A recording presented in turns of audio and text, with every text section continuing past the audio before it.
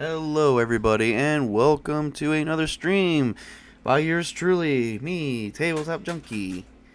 And, this is another workshop stream. So, well, we're just honestly just going to be finished where we left off yesterday. My internet all of a sudden is working perfect today. I'm not exactly sure, but all of a sudden everything's hunky dory out of the blue. Good thing I didn't call over a technician because they probably couldn't fix it and then be hunky dory today, and there's money down the drain. This is why I don't trust things. So pretty much just everyone that I live around has internet, and they all go through the same service I do. So here we go. We left off with Miri doing a very good maneuver, and I think I've made it perfectly clear that if you can justify the possibility of a maneuver, it's going to freaking happen. No two ways on that. I'm going to allow it. So basically, what had happened is that the party started taking on a Drider. Most of them are down. Well, two are trapped. One is down and dying. And let's see. And Miri was the one doing all the attacking blindly. Well, she's also a monk, so maybe we can justify her class a little bit. And going, well, because she's a monk, she is trained to fight blindly. Who knows, some monks are. So, I imagine that the character's player would say, as soon as they bite down, they grab onto the head. She did succeed at the grapple, of what the grapple would be. So she did succeed at that. Sheesh, that was a duel, and to make it a little more lively. So she grabbed onto the head. Okay, so we were actually wrapping up before we got interrupted due to my internet connection. She got lifted up in the air, and so she is going to karate punch this thing right in the freaking head. She rolled a natural 20 and did twice, and she rolled a natural 20 and then rolled the number I think she rolled was like a 9 or a 10, which if I look at my sheet here for critical fumbles hit location, no, it was like 11 or something, because she got the max damage times 2. So she got the max damage times 2. And so she did, so as we were about to ready to deal damage, my internet cut out. So her max damage times 2 is actually 12. So she punches that thing in the head and does 12 damage alone on its first attack. So here's exactly what happened. I'm going to tell you exactly what happened, and then we're going to crunch some numbers. Okay? For you number crunchers out there, because this is something that's going to be talked about. It's going to be talked about in another video that I'm going to do. On Monday, it's going to be called House Rules. For any of you guys who are going to be my players, please tune into that, because that's going to put your guys' mind at ease.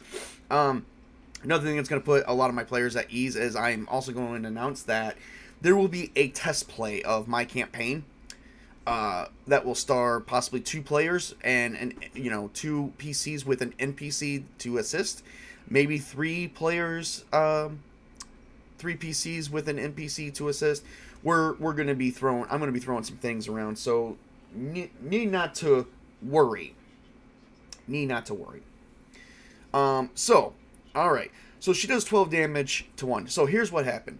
As soon as she figured she was off the ground, her only shot was to basically use her primary attack of her fist and shove it right on down to the head. So she, with as much force as she can, punches the head and does 12 damage to it. Now, for anyone to know, for a head, that's still quite a bit of damage regardless, especially for the type of creature this is.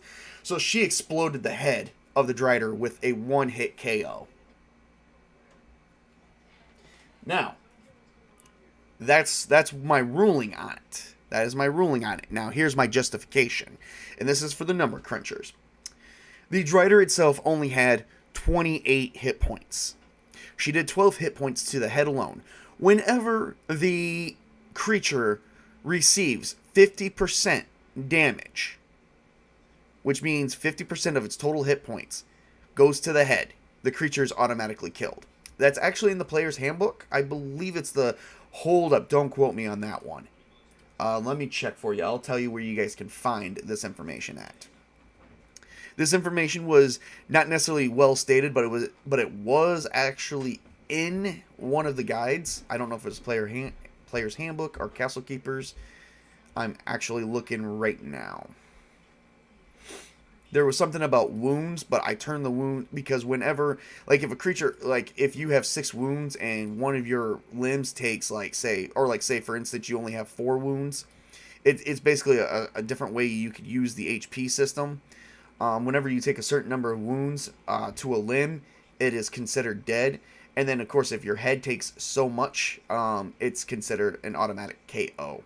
Because she did go for the head, and I did allow it, because she also did roll a natural 20 on that attack, I definitely allowed that.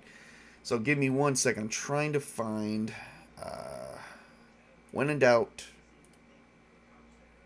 always go to the index. And I did buy another Castles and Crusades book yesterday, so yeah, it was only like $6 or $7. Was not that expensive at all, so yay. Okay, wounds. Here we go. Wounds and wounds points 325. And it is in the Castle Keeper's Guide. Alright, so let me explain how this works. So whenever a creature...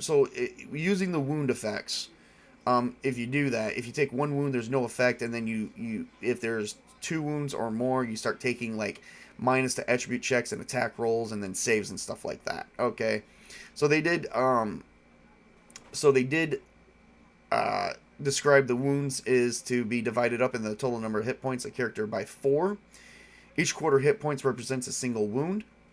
All right, so basically each quarter hit points is 1 wound. So a leg can take 25. So legs and arms could take 25%. So basically, if you think about it, each quarter, okay, so it's 25%. A quarter is 25%, half is 50%, and then, 3/4, obviously, and then, So here's where I got the idea for the wounds.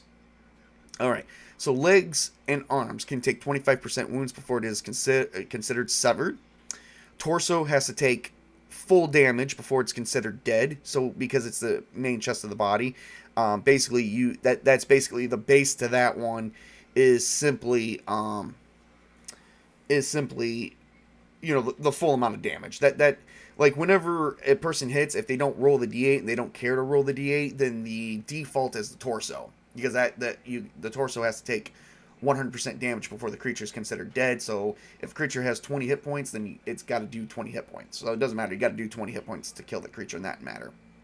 And then the head takes 50% damage. Can take 50% damage before it is considered dead. That is my ruling. That is one of my house rules that I have made possible by taking apart the wounds section. It's under chapter 17 in the new Castle Keeper's Guide. I don't know what any of the past ones were. So I basically took the information from that and reconverted it back to using HP.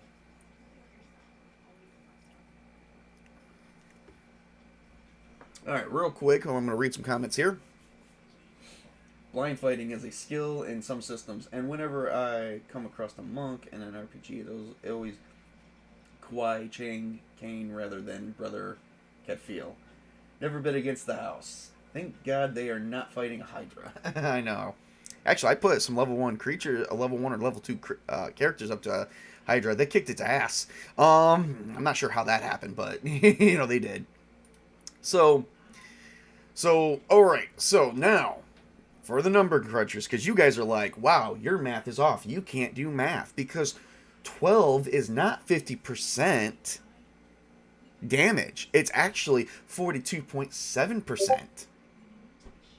Okay, and you're 2 points off because half of 28 would be 14, not 12. Okay, first off, for those who have that kind of attitude, I'm the Castle Keeper. My ruling goes. I get final say in everything. Okay, so hang on one sec. Sensible. A minor blow to the head can be fatal, whereas the torso can take major damage, although if I get an arrow into your heart. Yeah, that would be, yeah, if you're going to attack the heart on the torso, I will allow that, but there will be, that would count as a, excuse me. Hang on one second. All right. So if you do something like the heart, you're like, oh, okay, I'm gonna go for an instant kill in the heart. That would still probably count as close to full damage, or if not half damage. But I would have to make it more difficult, because you are attacking kind of like a small area per se. So I would probably count that as a cold shot, which would take a -8 to hit. And then another thing that I completely have not completely did not do here. Technically, my math is off. My math is off, and I'm gonna explain why. Because I only counted 12 hit points. So let me go with my original argument and win, and then I will tell you how my math is off. And technically, if somebody agrees that 14 points of damage is done, then that is off too. Oh, wait a minute. My math is not off. Never mind. I read that wrong. Because it turns out when you do a cold shot, the damage is doubled. Anyway, she did a cold shot and got a natural 20. And then got a ×2, which is double damage.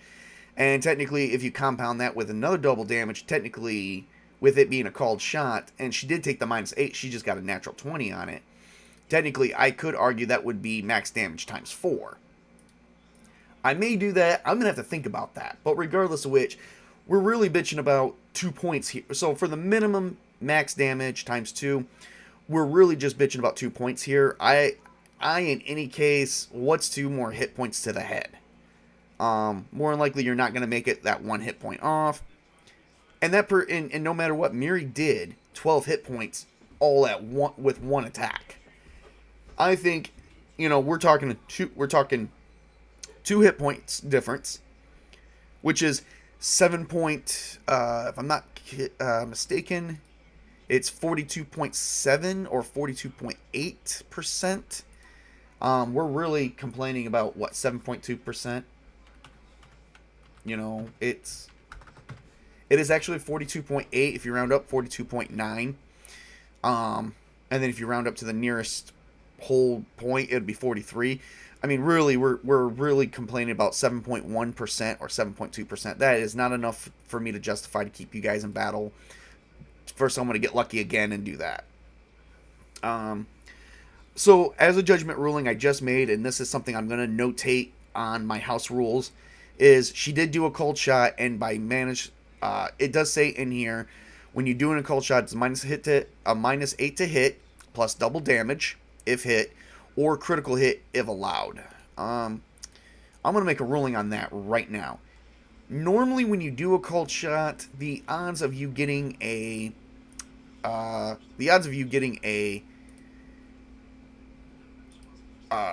critical hit is still only 5%, because to do that is basically to do that in Castles and Crusades is a natural 20 strictly. And now I say strictly because here's my reason for it. There is nothing, I have found nothing in this book that increases your critical hit range. Okay, your fumbles are 1s, and your critical hits are basically 20s. And most other RPGs, such as D&D and Pathfinder, the weapons actually state a range. And then with certain feats and attributes, you can increase that range. In this game, you cannot.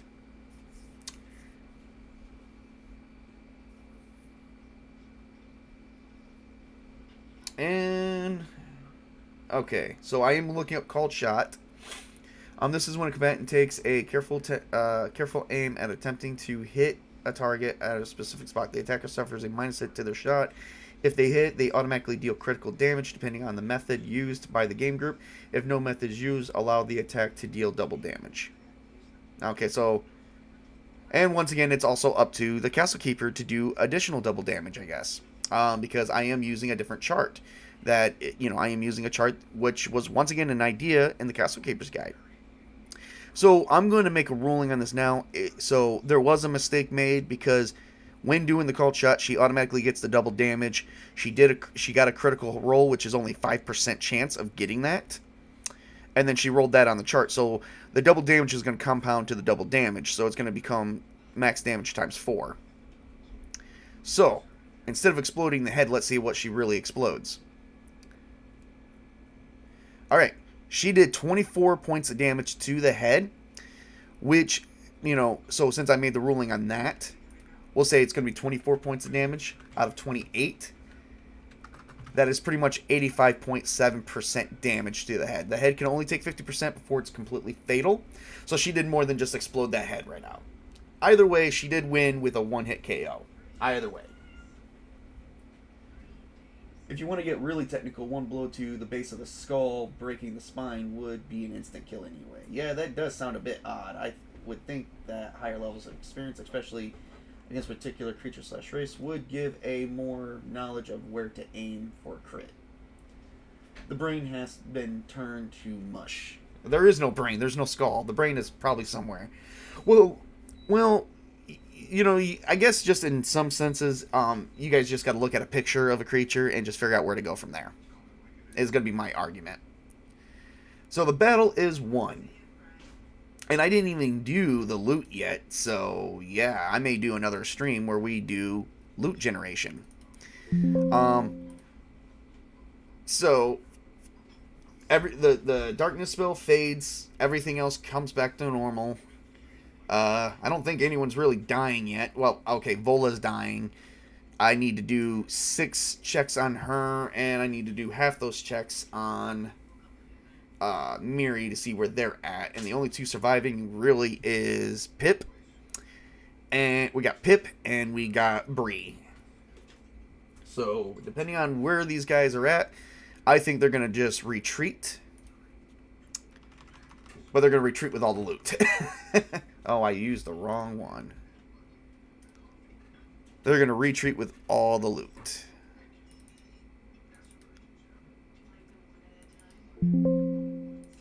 And all the HP. Let's see, they killed 6. Oh, and mind you, the other 5 or 6 people were here, so they're also going to loot Leah, because they did pass Leah's body. So we're going to say they looted Leah, and we're going to see what they all get. I think Leah had some food on her still. Might be rotten by now. Brain porridge for zombies. Very much so. Something for the corpse giving. Yeah, that was a very lucky hit. But like I said, I'm justifying it by they came up with the idea, and I will not hinder anyone's creativity. As long as it's creative, it makes sense, I am good. I am good. Okay, so the Drider is going to give a treasure 7. So that's going to go in the loot. I think we're about to go divide that up. So I may be doing one more stream, everybody, where we see what everyone comes up against. So, all right. So we got 1 treasure 7, and then there was the 5 or 6. They did pass by the 5, and here's also the corpse of the 5 raiders that went looking for Sir Brian and Gimbal. So that's like 6 plus 7. 7 was somewhere else, and they're gonna loot Leah. So, yeah. Alright, now. Let's see who... Alright, before we start any healing processes, I've got to do... 6 constitution checks with Vola. I've got to do 3 with Miri. And then, to proceed... I will allow first aid shortly after that. So here we go. Dice roller. Just going to pull up a dice roller. Alright. Alright, so I'm going to take a look at the characters and see what our challenge bases are going to be. Well, the challenge level is 0. Challenge base for Vola is 12. So as long as she scores a 12, on one of these rolls, she'll stabilize. Also, there is one other issue. The Drider was poisonous. So I got to roll on something on the poison too. Which is rough. So, yep, so... Hopefully, no one here missed the part about I'm rolling a test play for the Adventures of Paramore with my live group, which is going to be my son and a couple friends of his. So, yeah. Alright. An enemy bitten by a Drider is injected with a virulent toxin that immediately affects the nervous system, rendering the victim incapable of moving. A failed save versus Constitution causes paralysis for 1 to 2 minutes. Okay, so I gotta do... Alright, so... We didn't really do that because I was trying to hurry up, because only for the simple fact of... I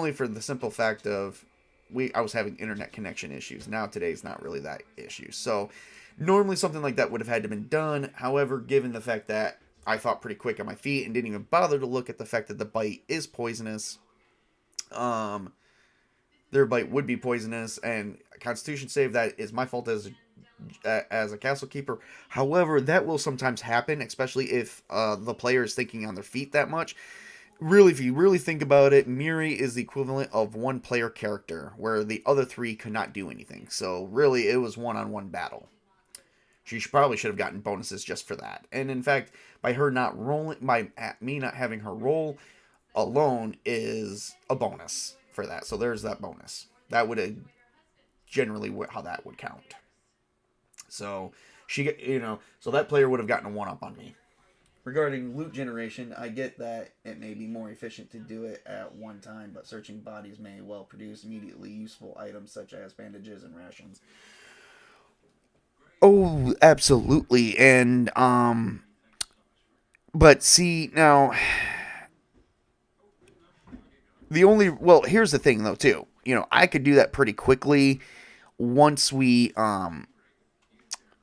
get this during stream, but mind you, I'm doing a solo play, so I'm also looking at like 5 or 6 different things, including player sheets, whereas if you think about it, Colin, here's an idea. I'm not looking at your character sheets 24/7 at this point, because, this is a solo play. With you, it won't be a solo play, so I will have more time to look at other charts.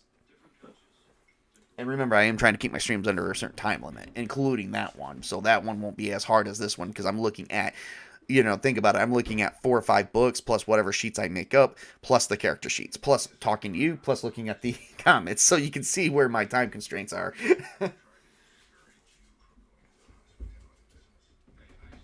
Kind of goes without saying. Kind of. Kind of meaning being the key word to that. All right, anyway, let's start rolling. And the regular effect is going to be the regular, I could... It doesn't actually say if I do have to roll against that creature's level, so I guess I can just roll the base, which is what I'm going to probably do. Alright, so we're going to roll Vola first. She's got to give me 6 anyhow, plus I'll do 7 for the paralysis.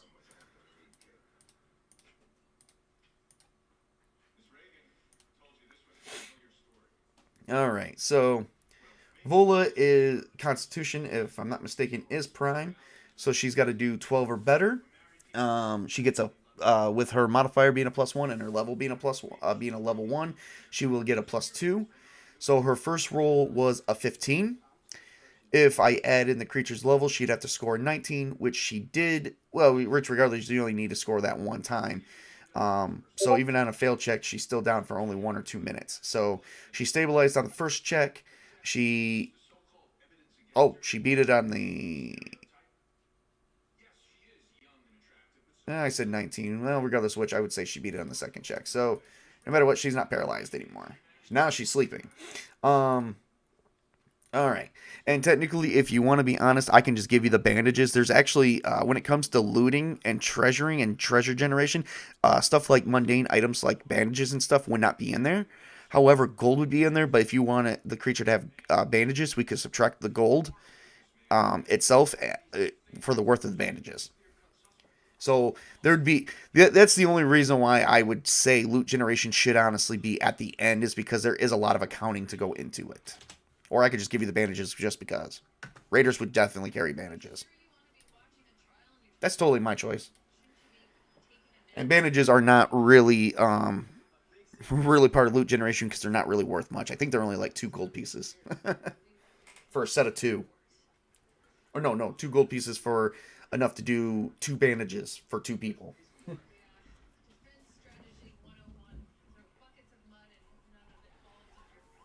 You know what, Chris? You would just get a bonus. If you were in my game, you'd get a bonus for that too. Coming up with that idea. That's creative. Use the spider silk, which is still around. use the silk of the spiders thing to do it, and I think their web is actually considered magical. So there may be actually healing properties in that. Chris, I definitely would, on a successful first aid roll, I definitely would give you something worthwhile for that one.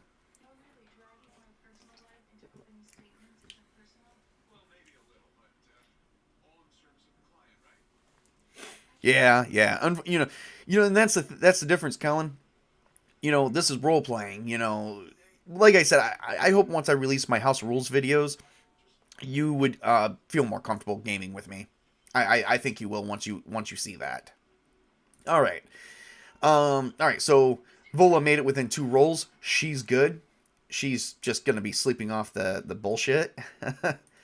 All right, and I just need to do 3 rolls here unless she succeeds.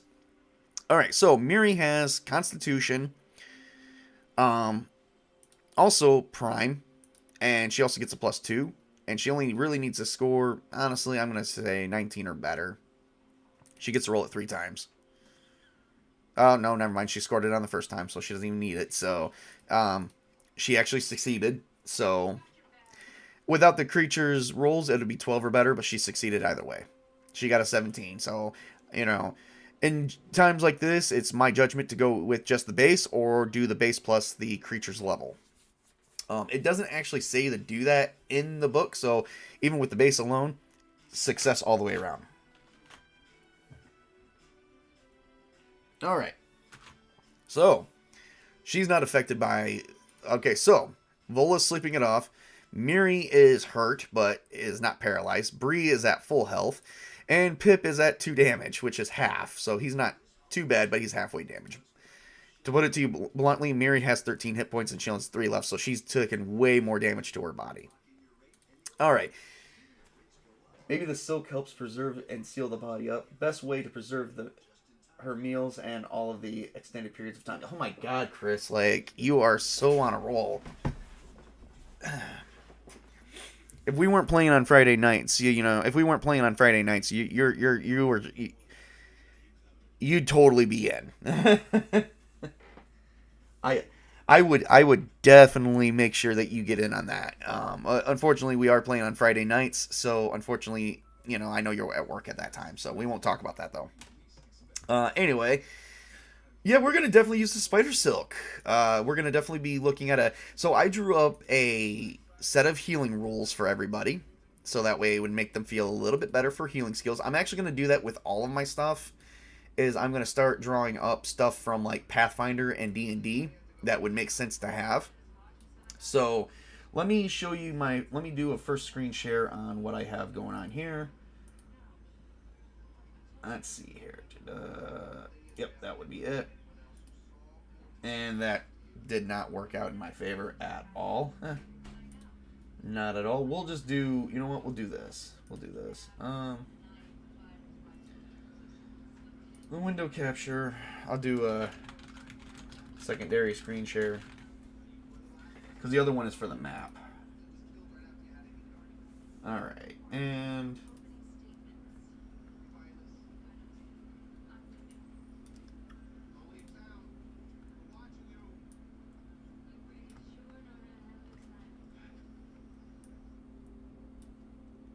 okay.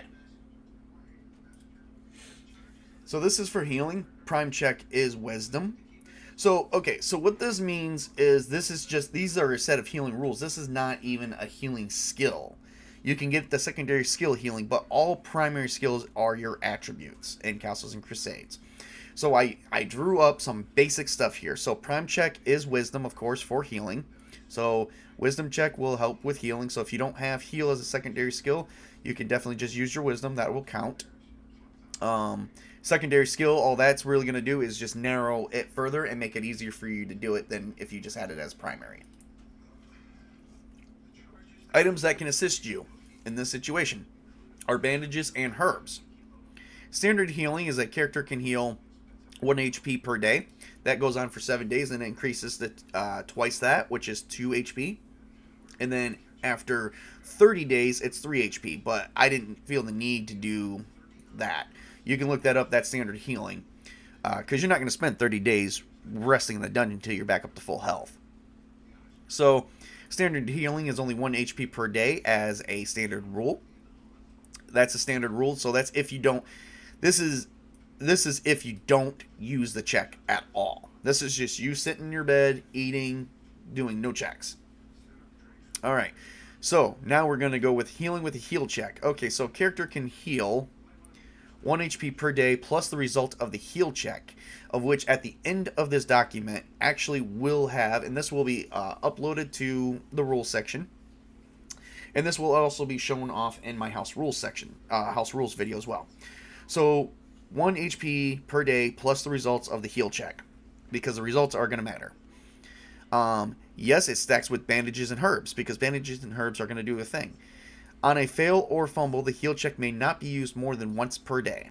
So you can only use it once on one person. You can use it again on a totally separate person, but not again. So that's it. So healing with bandages. So bandages can assist with healing of 1d4 plus 1 HP per day. Yes, stacks with heal checks and herbs. So if you do a heal check and you use bandages, okay, and your heal check is 1 HP per day, regardless of the result of the check. Do a little bit of math here. It's called algebra. Pretty sure anyone who plays games should have had at least basic algebra for things, or at least the GM. Okay, so it's 1 HP per day plus the results of the check. So you at least get the 1. We haven't even looked at the results yet, so we'll get there in a minute. So that means whatever the result of this is gets stacked with this. So then you get the 1d4 by using bandages plus 1 HP per day. And then we haven't even gone with the results here yet. And so then healing with herbs. Herbs can also assist with healing, especially if they carry heal-like properties found in the wilderness. An herbalist intelligence check needs to be made to see if you can identify and find the appropriate herbs. Herbs will grant an additional 1d4 hit points per day. And yes, this also stacks with heal checks and bandages. So let me put everyone's mind at ease. Can you do a heal check with bandages and herbs? Put the make the herbs up, put it on the wound, do the bandage and the heal check? Yes, you can do all three. So on a successful check, it'll be 1 HP per day plus the results, plus 1d4 plus 1 HP per day plus 1d4. So that means on a base check, you're doing 2d4 plus 1 HP per day. That is a series of the 9 hit points after an 8-hour rest. Alright, so now let's look at the chart to get the final results of all possible checks. Alright, so here's the result. The task results: a fumble, a natural 1. So there's no consequences, but if bandages and herbs are used, it counts as a use with no benefits from them. So yeah, on a natural 1, you wasted your herbs and bandages, and you don't gain these benefits at all. These don't happen. And this doesn't happen. This still happens, though. As long as they're stabilized. That still happens. Alright, so on a failed check. Once again, same thing. No benefits because it's failed. So this doesn't happen. This doesn't happen. And this part doesn't happen. That still happens. So roll well. On a success check, you get standard benefits from bandages and herbs. Standard benefits means you just get the 1d4 HP per day from the herbs, 1d4 plus 1 HP per day from the bandages, and then you just get your 1 HP per day. You don't get any benefits from this. This is like zeroed out. So if you do a collection of all three, and you succeed, you still get your. So let me tell you how it is. It's basic addition. You get your 1 HP per day plus your 1d4 plus 1 HP per day. Technically, shouldn't you say that this should automatically be this? It is. So really, you don't even get this. So you do gain your 1d4 plus 1 HP per day on a success with your 1d4. If you use healing with bandages and herbs, it'll be 2d4 plus 1 is the base. So total of 9 you can get, or at the very least 3 per day. And then, of course, each day you got to change out the bandages and do another check. All right, so on a success of 5 or more, which means, what does this mean? Let's talk about this for a minute. Okay, so on a success of 5 or more, that means if your check only needs 12 and you get a 17 or better, you get to add another 1d4 hit points. So, what does that mean? That means you get your 1 hit point per day with 1d4. Well, wait a minute. What if you use bandages? Well, guess what? Then it's 2d4 plus 2. Wait a minute. What if you use bandages, herbs, and you did a successful check? Well, guess what? It's 3d4 plus 2. It's successful by 5 or more. So I'm going to give you some good benefits for that. All right, so let's do my final one. Critical success, nat 20. Standard, benefits times 2. Okay, so the best results you could ever get in the game, if you got both herbs, bandages, and you do a heal check and you get a natural 20, the best result you can get is simply this. 1 HP per day. Whoops. 1 HP per day times 2, which means that's 2 HP. 1d4 plus 1 times 2, which actually will turn into whatever that result is, times 2. Okay, that's not including this yet. So this is 2 HP. All right. So let's say if you roll a 4 and add the plus 1, that'll be 5. Then you get times 2. That is 10. And if you compound the bandages with the regular heal check, that'll be 12. Because that's the result of this and this. The result of this is 2. The result of this would be 1d4. You roll a 4 as a result. Plus 1, 5. Times 2, that's 10. Plus 2, that's 12. 2 here. 10 here. That's 12. And then if you did a successful 20 on this, and this alone, you roll this. Let's say you get a 3. That's 6. So 2, 10, and 3. No. 2, 10, 3 times 2, that's 6. So that'll be 6. So 2, 10, and 6, you do 18 points of damage. 18 hit points is healed. So now, a lot of times you're going to have herbs on you. Well, a lot of times if you're in a dungeon, you're not going to have herbs available to you. So the average check you're going to get is 2 hit points per day with a 1d4 plus 1. Average roll is usually a 2. So 3, so you'll probably heal about 2 here, 6 here, 6 here, so it'll be like 8 hit points per day. But at level 1, that's like really great, right? So it's like you definitely always want to get that. So that's always a good thing. I am doing another one. I'm making up another one of these sheets today. That'll be for diplomacy, because I just feel like I'm gonna just hound this out so that way people can get a better understanding of things. Let's look at some of the comments here. Logical Captain. Given the importance of healing, I would be tempted to suggest that first aid could also be an intelligence-based skill. Is Herbalist a primary or secondary skill? Herbalist is a secondary. The primary skills is strictly your attributes: strength, dexterity, wisdom, constitution, intelligence, and charisma. That's your primary skills. So don't look at this as. So don't look at my title that says healing. Don't look at that. This is just a rule set that I'm going to go with. You still have the core rules to finish and the secondary skills. This secondary skill is completely homebrew because it's not in the book. And it's not technically a secondary skill of anything else. And basically, I probably should do the secondary skills breakdown like this too a little bit. But, I mean, I think the book does a good job. It's just this is my own homebrew thing to help make things more comfortable for the players. Wow, that means you could heal pretty much any one level character and even several higher levels for low HP characters. Yes, I probably will make a ruling on that too. So you are good there. That's my GM screen. Booyah. You ain't going to see that. That's for GM's eyes only. Alright, so That's basically how we have that. Now, we haven't even rolled the who and what. Okay. So, we have not rolled on anything yet, so everyone is fine, still alive.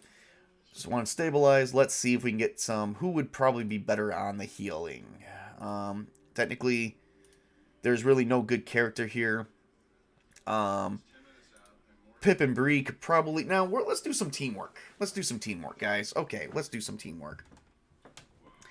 Let me show you guys how teamwork and assisting is going to work. I've always made assisting. I always said if you guys work together and do assisting, you pick a leader and you go with it.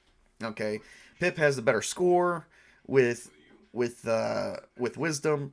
He doesn't have heal, but he does have the better score with wisdom. So we're gonna make him the leader. Bree is going to assist, and on anything successful, just adds whatever the amount of success over. At a minimum of 1 will get added to Pip. Let's do some teamwork. So Bree's going to gather the supplies, the silk. So anyone you can use healing with bandages, but only those with herbalism get the extra benefit. Makes sense, thanks. You can technically use any secondary skill that's not on your character sheet as well. It's just if you don't technically, it would just count as an intelligence roll. You know, it would just go to the primary attribute. That's it. So anyone can use healing. Anyone can use herbalism. But the only problem is you only gain anything if you're successful at it. And then if you do have it on your sheet as a skill, it lowers your CB. Makes the percentage rate so much higher for you to succeed at. Alright, so in this case, nobody has healing. Any form, they don't have the heal skill, secondary skill, so they have to use their wisdom. One who's got the better wisdom is Pip. Pip has a 9 with a modifier of 0. He does gain his level, but Bree has a wisdom of 7 with a modifier of -1. And even with her level, it just comes out to a 0. So she's going to have to go off base value. Alright, so to gain this, to help them heal, and use and make sure that the webbing is perfectly strong enough to attach itself and everything, they're going to have to score an 18 or better. And since the idea does seem creative, I may make that maybe a little bit different. I may actually make the benefits of the webbing, the magical benefits of the webbing. I'm actually going to see if there's any magical benefits to that. It will actually tell me in the monster manual guide, so I'm going to pull that up here in a minute. Web. A Drider is able to generate the effects of the spell web once per day. So the webbing is basically a magical spell. That may be permanent too, because I imagine as a Drider they would have that as a permanent. So let me look at the spell webbing, or the spell web. I'm so interested in knowing some of these things now. Go figure. I'm just gonna go down here. Come on. Oh, no, I did not. Let's see. What do we have here?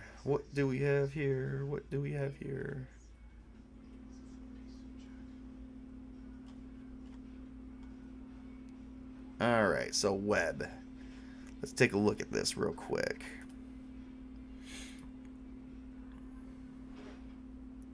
This oh yep, it does not have a duration. It is a permanent. So they have enough web to do stuff. And it's basically spider silk.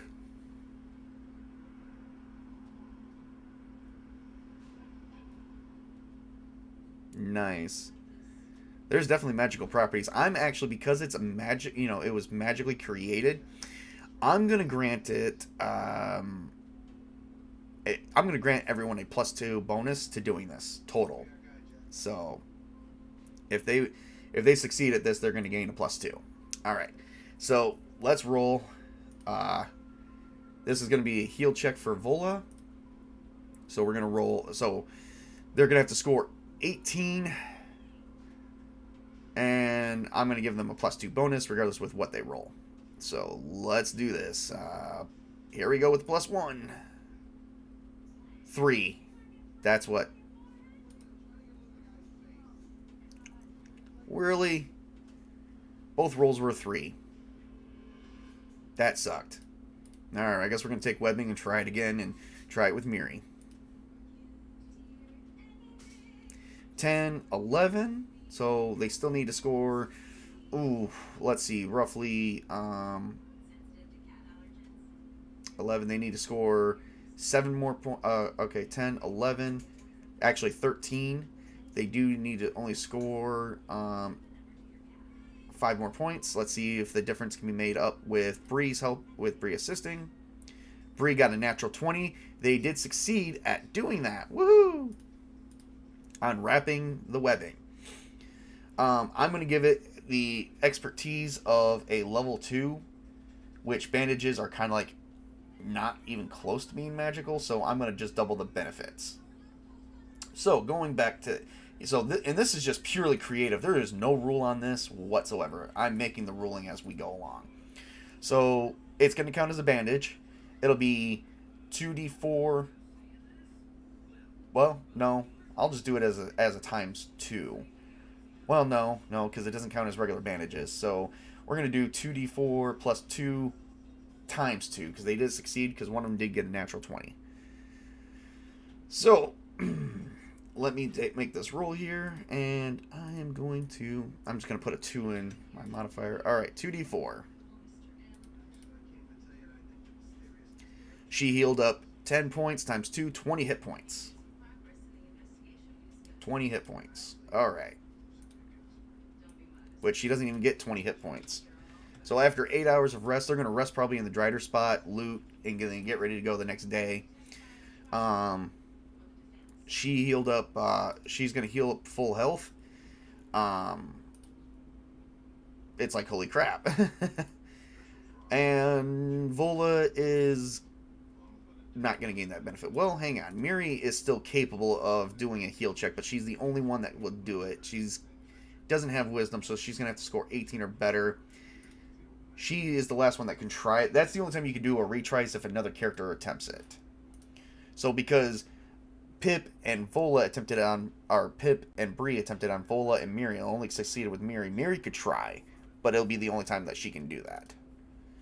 And if she fails automatically, it's out. So Miri's going to try, and nobody can assist her because they've already made attempts on Vola. So 9, that would be 11. Doesn't have wisdom. She needs 18 or better. And let's see. She doesn't even have a benefit with wisdom.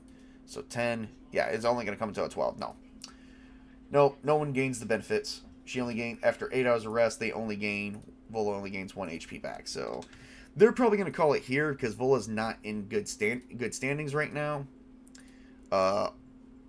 In Pip, oh, nobody tried Pip yet. Miri and Bree could try Pip because Pip is, well, no, we're just going to let him have 1. So, alright. The Drider, what happens when being bitten by a radioactive spider doesn't make you Spider-Man?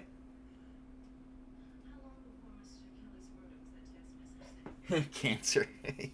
Yeah, you guys are funny. Alright, so Pip is only at 3 hit points out of 4. Bree's 10 out of 10. Vola's 1 out of 13. And Miri is 13 out of 13. They've looted constant bodies. They do have the Rogue's Tool, actually, if you guys remember correctly, the Rogue's Tools is not with Leah. The Rogue's Tool is with Gimbal and Sir Brian at the door. But they weren't able to even break it in because, yeah. Huh. So they're actually at door of room 9. I guess the question is, what do you guys think should happen? We've been at this for 50 minutes. They can retreat to the nearest town. They already took out a camp. They can retreat to the nearest town, which would be the town halfway across. It'll take them time to get there. Actually, they're just going to take Sir Brian's horse. Sir Brian's horse was left with a bunch of food, so he's able to do it. So, Sir Brian's horse is still alive.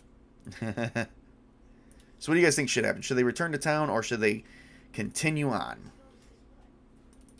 Do you think they're lucky enough to continue on?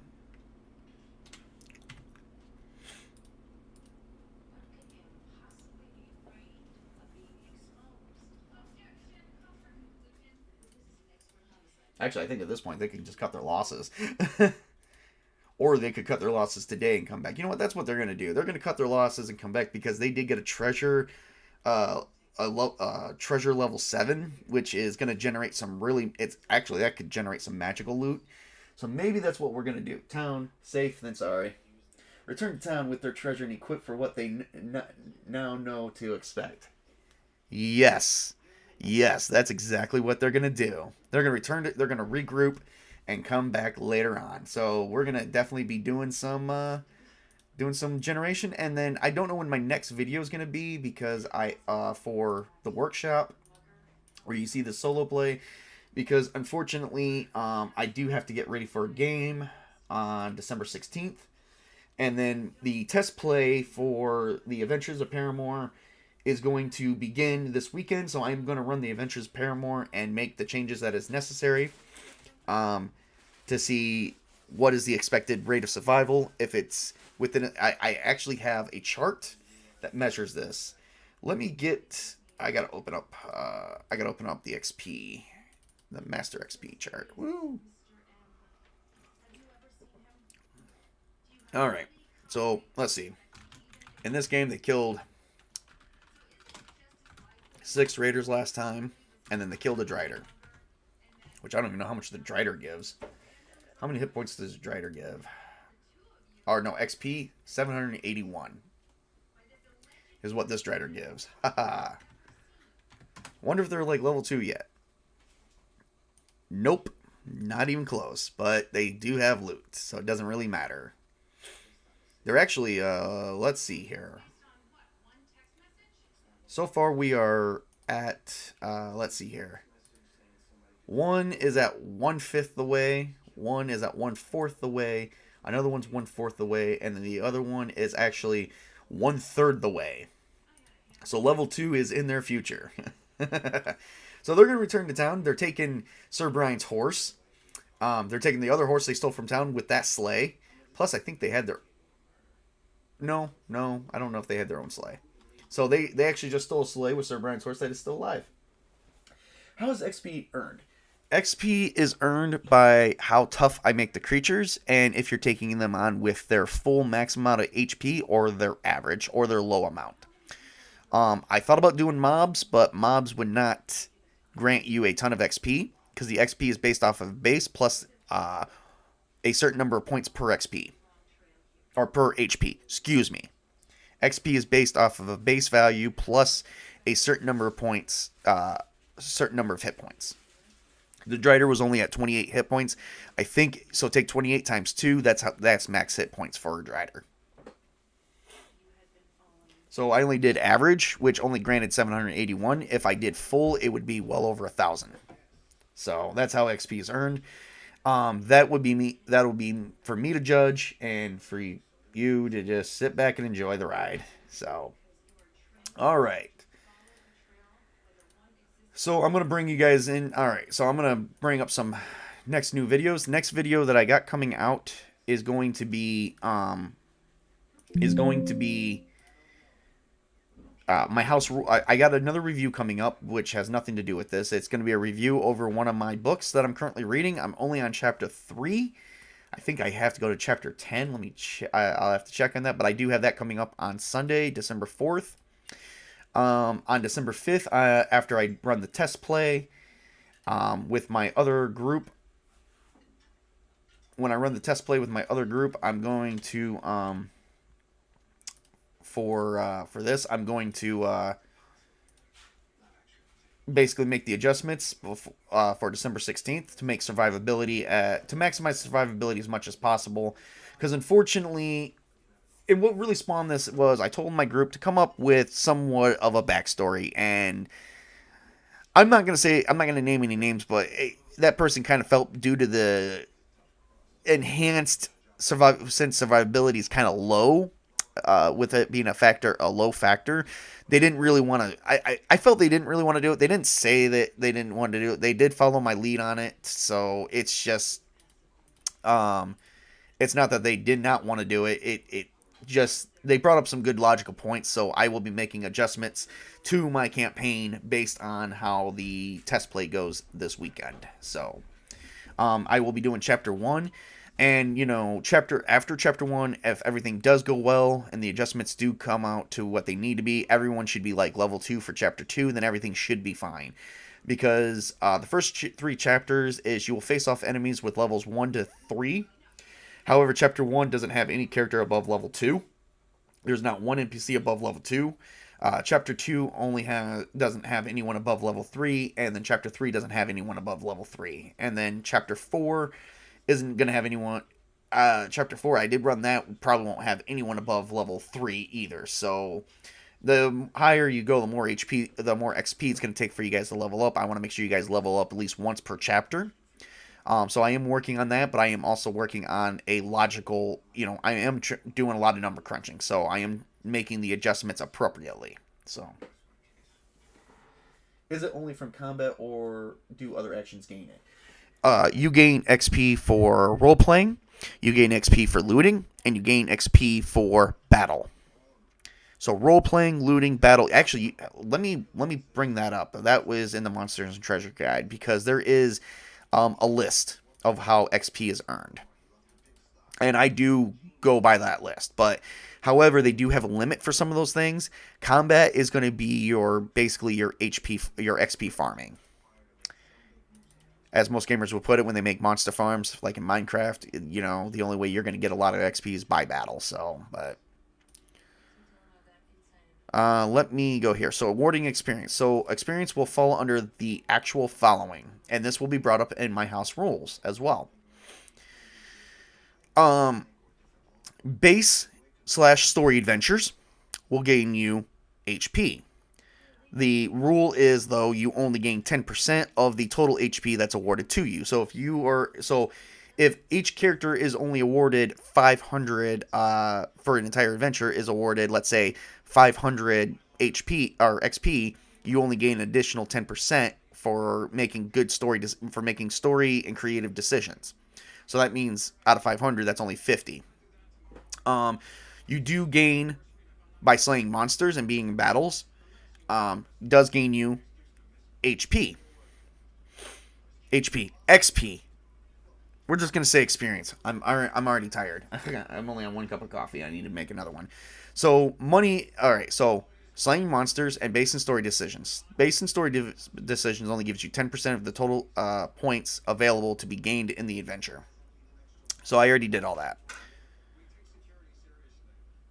Yeah, and that's only per player. So if each player only does 500, they only gain an additional 50 for making story decisions. Monsters gives you the full amount and refers me to the monster stat blocks. Money. Any money that you do gain, if you do not have a combat sequence that gives you experience for, let's say, looting a room, you're not always going to be in combat.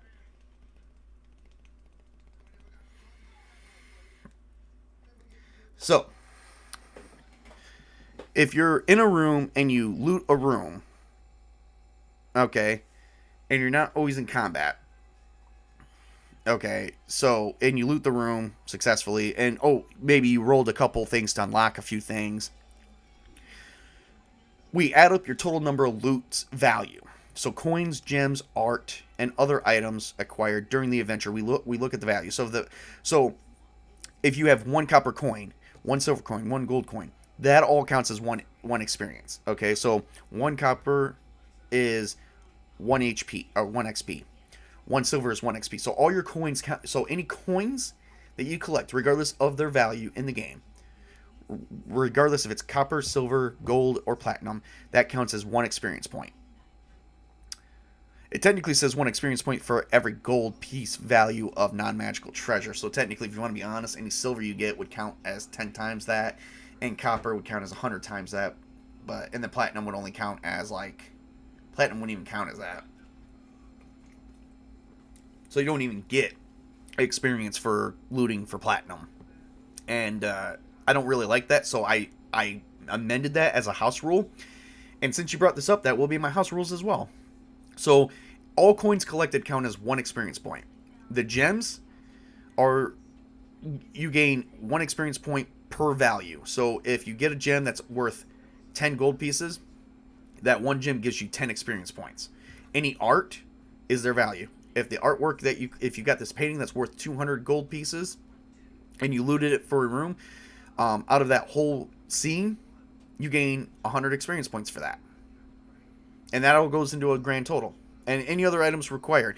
And if you do gain magical items, you do get experience for that too. Which is my next thing, magic items. Any magic items, they do have a value.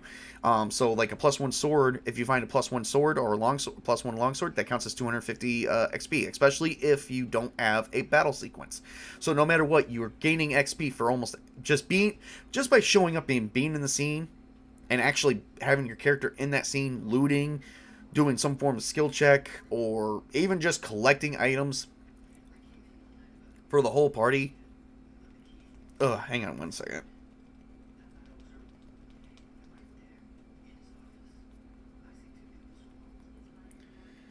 I think I need to check something because I got an issue going on. Anyway, so even just by being in the scene and having your character in there, it doesn't matter. Just for playing the game, you get experience. You know, so, however, if your character doesn't show up, I do have a set of house rules for that, which has nothing to do with the game. That's just, you know, your character's not going to gain experience if you don't show up to my sessions. So, all right. And then the second way of, so you have, so we talked about story, monsters, money, magic items. 1, 2, 3, 4, and 5. All right, so the Castle Keeper can also award specific character experience points, bonuses for good role playing, or penalties for bad. I don't really go for that. So role playing, which is optional to me. Role playing, doing diplomacy, doing things outside the norm, will also gain hit points. And these bonus experience points is with a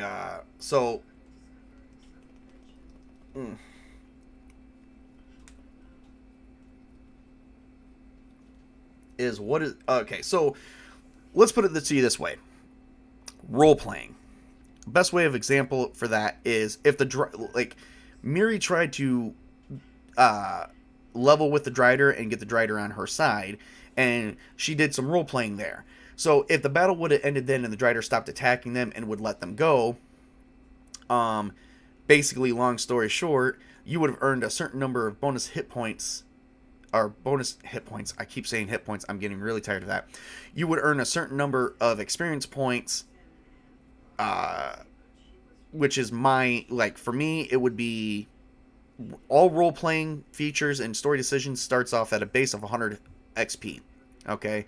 However, this is an option I can go with too, which would be my base, which is 100 XP. I get to choose the base of the bonus. So for role-playing a scene and making a scene what it wouldn't be, so taking a combat scene and making it into a talking scene, or talking scene to combat scene, would earn you a certain number of experience points. Since my base is 100, it would be, if you go from battle, now if you go from role-playing to battle, you wouldn't really gain anything, because if you win, you get all the experience from the monster. So I don't like to conjunct all those together, and I don't have that really conjuncted together. So if you go into a room, you battle some monsters, then you loot the room, you only get the experience from the combat. Same for the magical items. You're not going to get a conjunction of all 5 all in one scene. That will never happen. It'll be what's available to you per scene. So if you are facing off with a monster and you go from combat scene to role-playing scene, you will earn a certain number of experience points. My base, like I said, for role-playing, if you just do role-playing and story decisions, it's 100. Well, if you go from battle to complete role-playing and you talk things out, that's 100 experience points plus the level of hit dice of the creature or character that you're talking to. So if Miri succeeded at that Drider, it would be 100 times 7. She has 7 hit dice. So 100 times 7, she would have earned 700. By killing the creature, she earned 781 for the whole party. So it makes sense. So You can only earn experience points from one of these categories and one scene each. You can't earn a collection of all of them. And the reason why I chose a base, so when it comes to story decisions, 100, the reason why I chose a base of 100 is because that's also potentially counting any skill checks and any type of role playing you'll do, and then some.